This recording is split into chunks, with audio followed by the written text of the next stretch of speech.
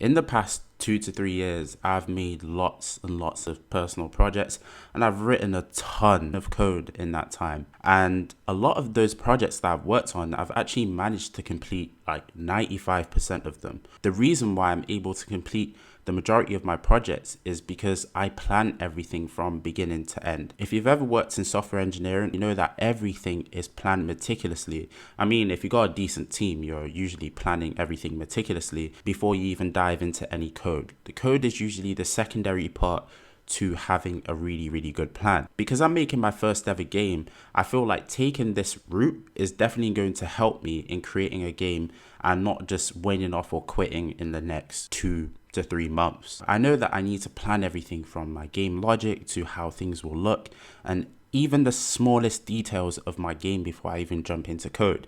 This way it's going to help me in navigating through that code, writing better code, understanding what I want to do before I even dive straight into the exciting part that people do, which is just the code writing part. So I want to share some tips with you and go through my process of planning and showing you everything that I have right now before I dive into making the game. So let's dive into my planning process, and I want to show you everything and explain the things that I have and the reason why I've decided to plan this way.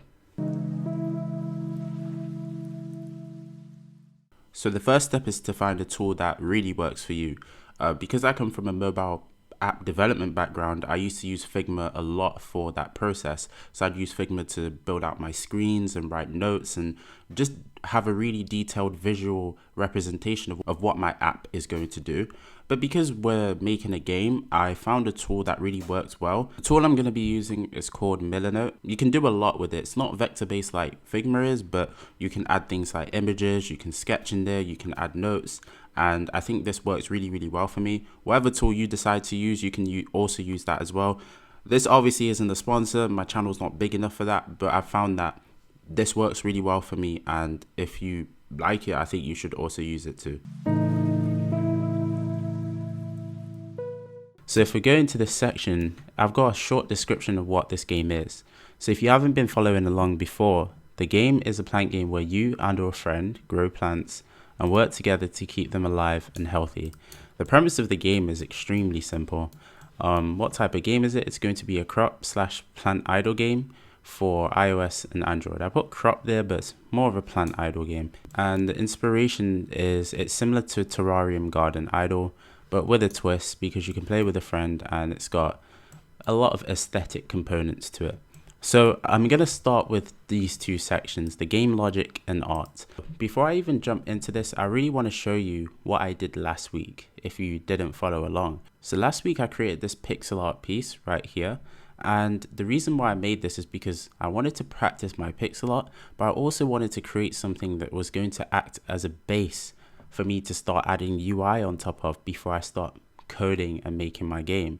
So with this made, now I have the ability to create and finalize some of the game logic and sketch some other things for the game art. Let's dive into the art section. My art section consists of everything to do with art. It's very self-explanatory, but I wanted to separate my art from my logic. This way, any thoughts and ideas that I have around creating sketches or notes related to the art that I'm creating, things such as UI as well, I can just throw it in here and start labeling things. So from the pixel art that you just saw that I created last week, this is what I'm going to be essentially adding to that pixel art. So I've got things like plant health, coins, and all the UI elements. So we can look at this area here that we have, this frame here, as sort of the pixel art that I created. This is just a visual representation of everything that I want to add to that pixel art as a starting base for my game. All the ideas that I have related to art live here. So now let's go into the logic section. After seeing the art section, this will probably give you a lot more context to what the logic even means. As you can see in the art section that I had previously, I had coins, and this describes how coins work, how boosters work, how the weather works, how the plant health works.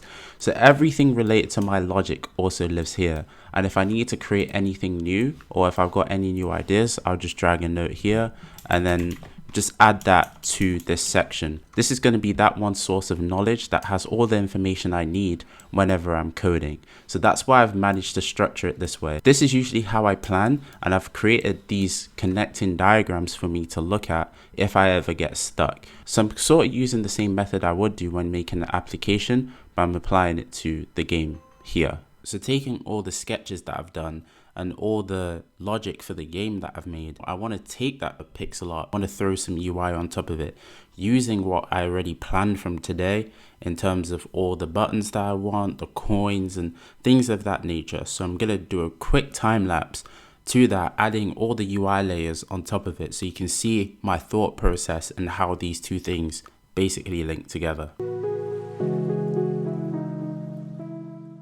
I'm using the pixel art that I made last week. So these are the dimensions of an iPhone vertically. I sort of stitched these two windows together because I wanted it to fit the whole screen. But I'm using the base of my pixel art to add UI on top of. So let's get into adding the UI components.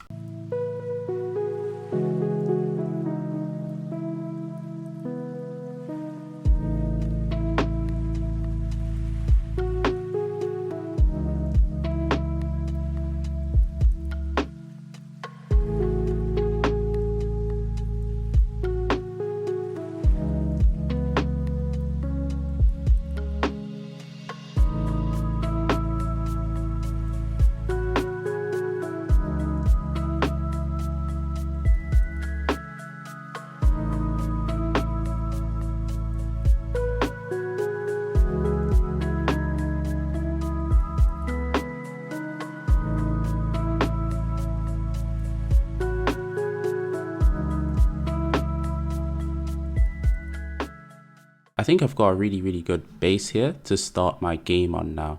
I've incorporated a lot of things that I made in the last couple of weeks, such as this sketch, and adding components such as plant health and coins, and everything that I talked about in my art section and my game logic section. Going from this sketch to this, it looks pretty good to me. There are some improvements that we can make, but I think this is an excellent start and I can take this on to next week.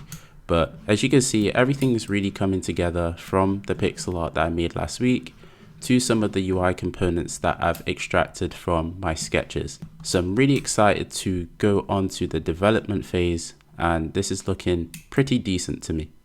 I hope that showing you all this gives you a better insight into what type of game I'm making, the logic and the thought process that I have behind everything here. Obviously, I don't know everything. I'm just trying to approach game making in a way that I would regular development.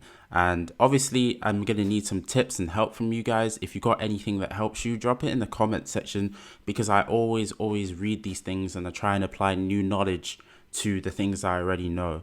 So I hope you enjoyed the video and you've taken some tips or maybe some advice, or you've even found this valuable, even a tiny bit. If you found it valuable, click the like button because it really helps. I'm having really nice growth on this channel, and a lot of people who are watching the videos have been commenting and just helping me out in general, and that puts a smile to my face.